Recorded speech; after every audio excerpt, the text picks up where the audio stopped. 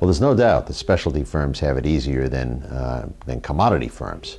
And if you are a commodity firm, however, you have to think about repositioning yourself in the marketplace to provide an exclusive or in-demand service that you can be perceived to raise your prices for. And that's the most important thing, is to position yourself with your clients as exclusive, as busy, as in demand, so that you can always think about raising your prices.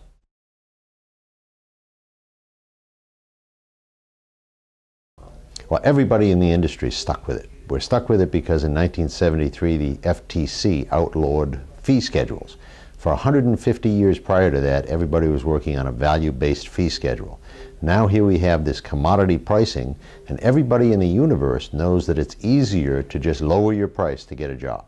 So instead of doing the hard work to do the marketing, the positioning, and the creativity in negotiating to get your fees high, everybody just raises their quotient on reducing fees.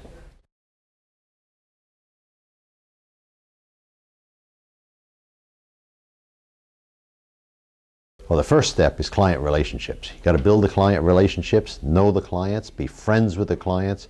Friends don't screw friends. So as a result, if you have a great client relationship, you're in a much better position to quote a much higher fee and explain to the client exactly why that fee produces value for them on their project.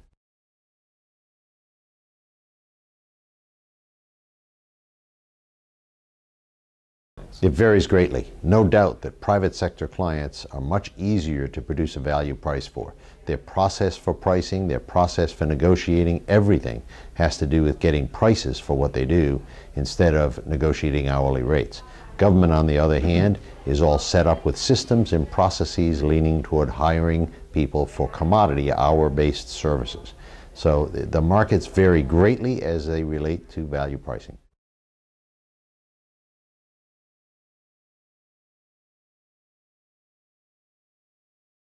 Best word of advice is you're probably going to be out of a job within 10 years, because if you're selling hours, hours are going away. We're reducing the number of hours that it takes to produce everything, and we're getting higher and higher fees for value-based services.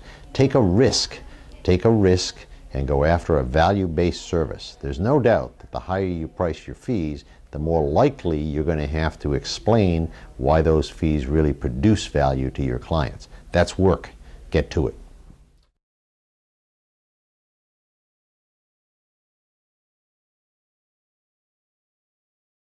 Well, this book should be read mostly by the young people getting into the business. Everybody starting a design firm or anyone who's going to be involved in project management needs to read this book.